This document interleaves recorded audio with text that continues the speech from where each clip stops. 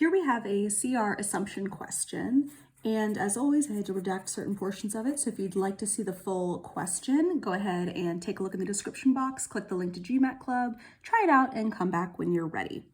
All right, so the first thing we're going to do, as always, is go to the question stem. So which of the following is an assumption on which the argument depends? Very straightforward. The keyword assumption and the keyword depends clearly tells us it's a CR assumption question. So you may have seen this other places or in some of my other videos, but an assumption is something that links the evidence of an argument, which some people call the premises, to the conclusion. So evidence plus the assumption equals the conclusion. There's a logical leap that is being made from what is stated in the passage to what the ultimate opinion is. And it's our job to figure out what is that logical leap. All right, I'm just gonna write that because I feel like it. Great, so that's all we have to keep in mind. Let's take a look at the question specifics. So Infotek has just introduced a new computer model that sells for less than any other model. Great. So we have this company and they've got a little computer and it's, I don't know why the computer looks like a box, but it shows you how old I am. So we've got this computer and it is cheaper. Great. Market research shows, however, that very few Katrovian households without computers would buy a computer regardless of its price. Okay, so we've got a significant number of people who are not into computers, right? So even if they don't have one, they're not going to buy one, right? They are, just not interested. Then we have this keyword, therefore. So what we just talked about, these two ideas of a computer being cheaper, but then having a significant number of people who are not interested in a computer, even if it is cheap, those two things would be what we would consider the evidence. This keyword, therefore, tells us that we're hitting the opinion. So the opinion is that introducing the new model is unlikely to increase the number of computers in home. So the opinion is that the number of the computers is not going to go up, right? So we have to think of what's the assumption here. Well, it's interesting because the evidence talks about there's a cheaper computer, and then it talks about the people who, the ones who don't have computers aren't going to buy them. And so therefore the author is assuming, all right, well, then the number of computers is not going to go up. But we're missing a group, right? What about the people who love computers and already have them, right? What about, people who are like, I want to have 1 million computers because I love computers. Computers are my favorite, right? It's possible that the number of computers could go up if the people who already have computers buy a bunch of them. So essentially, what the author is assuming is this other group of people are not going to buy up all the computers.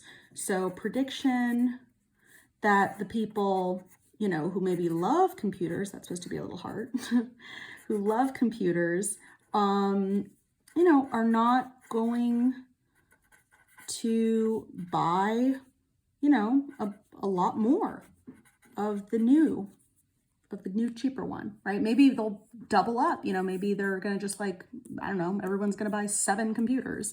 And the reason why that has to be the assumption is because if I negate it, if I say that the people who, love computers and already have computers, if I say they are going to buy a lot more of the new cheaper computer, then that destroys the conclusion that the number of computers will not go up. So this is a very important idea. It's called negation technique. And what that means is that the opposite of the correct assumption should destroy the conclusion. So that can be a helpful way to test whether or not you've got the correct answer. All right, so this argument was fairly straightforward. Now we're ready for the answer choices. So A says that Infotek achieved the lower price by using, so again, I can stop there. This is getting into, when it says by using, it's getting into how they made it cheaper, right? Like how they did that. It's nothing to do with whether or not the number of computers in the households would go up.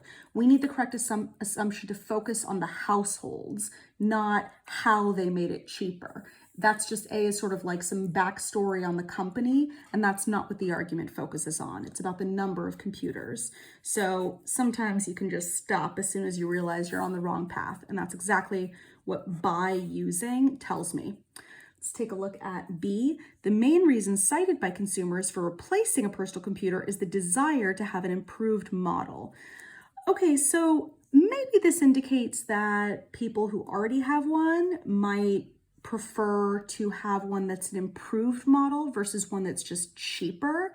But this doesn't really, it doesn't really explain the author's opinion that the number of computers won't go up. You know, it's not great. I mean, it's certainly better than A, so we could put a question mark and keep it for now, but it's not really doing the job we need it to do. And in fact, remember what we said before about you'll know you found the right assumption when you negate it if it destroys the conclusion. The opposite of this is if the main reason cited by consumers is not the desire to have an improved model, if it's some other reason, that doesn't necessarily destroy the conclusion that the number of computers in the households is not going to go up. So because when I negate this, it doesn't destroy the author's opinion, this is not the correct assumption.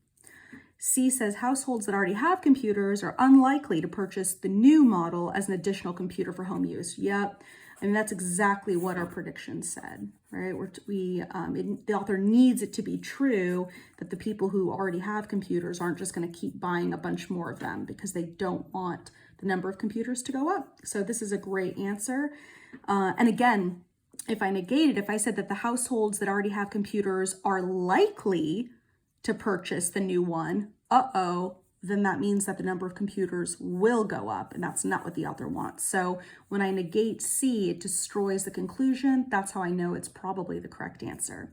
D says the price of other personal computers is unlikely to drop below the price. So again, I mean, I can go ahead and stop. Probably could have stopped as soon as it said other personal computers, right? The conclusion focuses on the new model.